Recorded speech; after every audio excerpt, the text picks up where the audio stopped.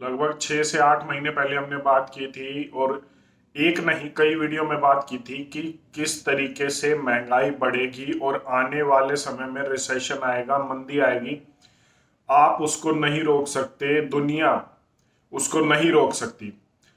फिर उसके बाद वर्ल्ड इकोनॉमिक फोरम, उसके बाद आईएमएफ ने भी ये बातें कही, और अब धीरे धीरे हमें पता चल रहा है, धीरे धीरे वो चीजें हो रही हैं जो हम ये कह सकते हैं, दिखाती हैं कि रिसेशन आ रहा है, मंदी आ रही है।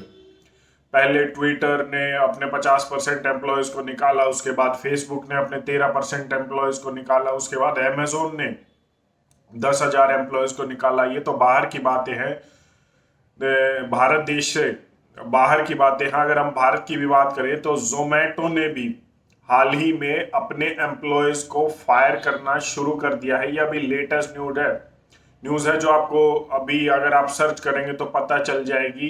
इससे पहले बायजू ने लोगों को निकाला था, अनअकैडमी ने अपने एम्प्लॉयज को निकाला था, और लगातार ये छटनी चल रही है। जो पहला कदम बताया जाता है कि किसी भी देश में या दुनिया में जब मंदी शुरू होती है तो पहली चीज होती है लोगों की नौकरियां जाना, और वो शुरू हो गई है।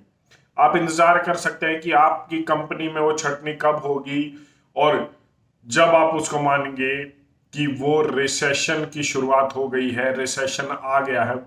लेकिन मैं आपको बता दूं, हम अक्सर उन चीजों को नहीं मानते जिन्हें वेस्टर्न कंट्रीज में कोई अंग्रेज उस चीज को ना कह दे, या वेस्टर्न कंट्रीज उस रिसर्च पर, उस बात पर मोहर न लगा दे। अब पूरी दुनिया के चौथे सबसे अमीर आदमी जेफ बेजोस, जो अमेजोन के सीईओ भी रहे हैं, आप उन्हें ज्यादा अच्छे से अमेजोन के सीईओ के रूप में जानते हैं, उन्होंने साफ कर दिया है कि ये पहला कदम है कि रिसेशन आ रहा है, मंदी आ रही है, लोगों की नौकरियां जा रही हैं, उनके पास खर्च करने के लिए पैसे नहीं हैं। और उन्होंने सबसे बड़ी बात, और शायद ध्यान देने वाली बात यह है जो कोई भी नहीं कह रहा, वो जेफ बेजोस ने कह दी है कि आप कोई भी फालतू का खर्चा मत कीजिए। मेरे वीडियो बनाने से कोई फर्क नहीं पड़ने वाला, आपके वीडियो को देखने से कोई फर्क नहीं पड़ने वाला, अगर आप उस चीज की तैयारी शुरू नहीं कर रही हैं जो होने वाला है। जो बड़े बड़े आदमी, जो जो बिजनेसमैन है, व्यापारी है, जो बड़े बड़े लोग आपको बता रहे हैं, एलीट क्लास जो बता रही है।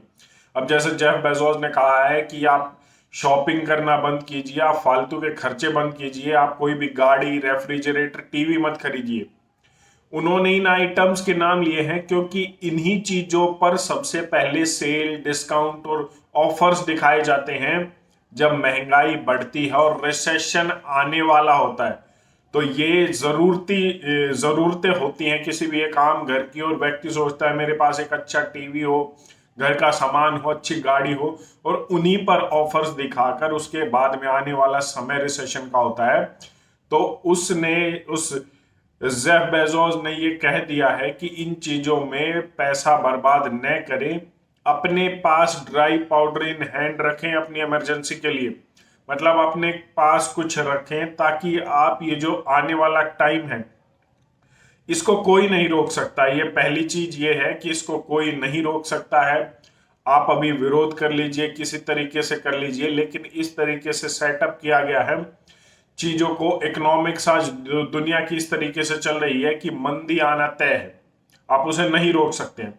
तो आप कर क्या सकते हैं, आप सिर्फ उसके लिए एक तैयारी कर सकते हैं कि आपको वो कितना ज्यादा इफेक्ट करेगी।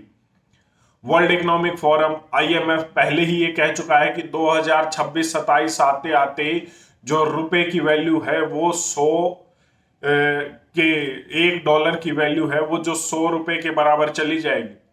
तो क्या आपको कहीं पर भी ये लगता है कि अब किसी की सरकार हो या 2024 में किसी की भी सरकार आएगी तो उससे कुछ फर्क पड़ने वाला है?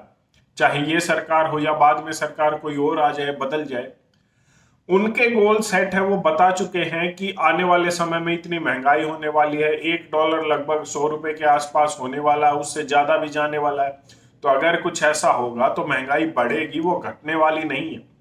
ये क्लियर कट है, ये उन्होंने बोल दिया है, और ये होगा। चाहे ये सरकार हो, वो सरकार हो, आपके नेता की सरकार हो, या आपका जो नेता है उससे विपक्ष की सरकार हो, उन्हें सरकारों से फर्क नहीं पड़ता, उनकी इकोनॉमिक्स अलग चलती है। आपका नेता या विपक्ष का नेता वो सब उन चीजों से बाध्य है, उन्हें जवाब देना पड़ता है कि वो किस तरीके से देश को उन पर आगे लेकर जाएंगे। और ये सब चीजें सेट होती हैं, एक लेवल होता है कि इस तरीके से अगले 5 साल 10 साल 20 साल जो है दुनिया चलेगी, आपको इस तरीके से विकल्प दिए जाएंगे। अभी आपके ऊपर है, आप उनको कितना मानते हैं कितना नहीं। एक चीज तय है कि आपके हाथ में जो है वो आपका होता है। अगर कोई भी चीज हवा में है तो वो आपकी नहीं है, क्योंकि हवा सबके लिए है, क्लाउड सबके लिए है। समझने वाले मेरी बात समझ गए होंगे।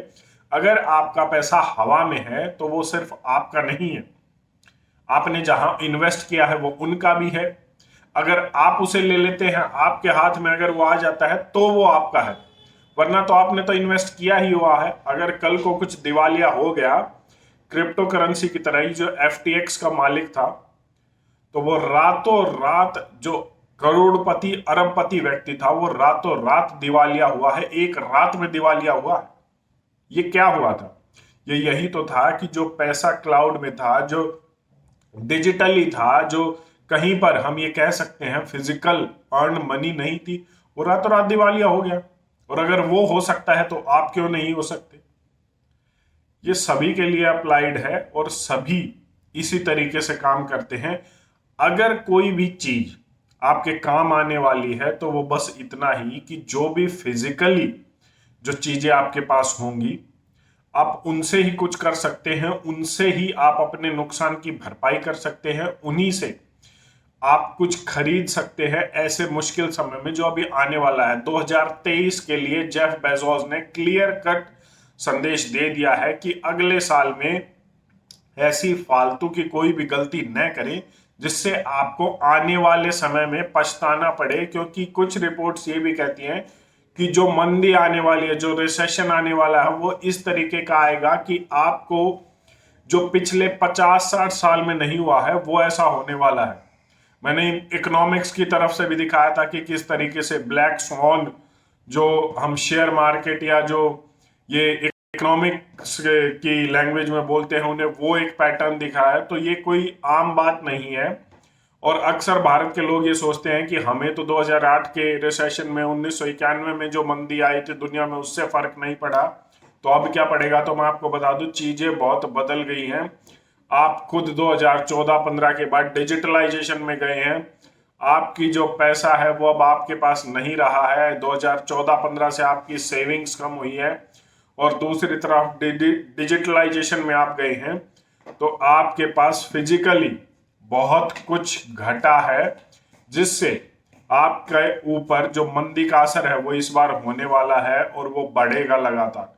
तो मुझे लगता है आपको तैयारी कर लेनी चाहिए। और अगर आप मेरी बात नहीं मान रहे तो जेफ बेजोस की बात मानिए, IMF की बात मानिए, वर्ल्ड इकोनॉमिक, लेकिन तैयारी कर लीजिए, क्योंकि ये ऐसा समय है जिसमें आपको मुश्किल होने वाली है और आपकी तैयारी से शायद आप उस मुश्किल समय को बड़े आराम से काट लेंगे। आपकी इस पर अपनी क्या राय एक बार कमेंट करके जरूर बताएं। धन्यवाद। जय हिंद।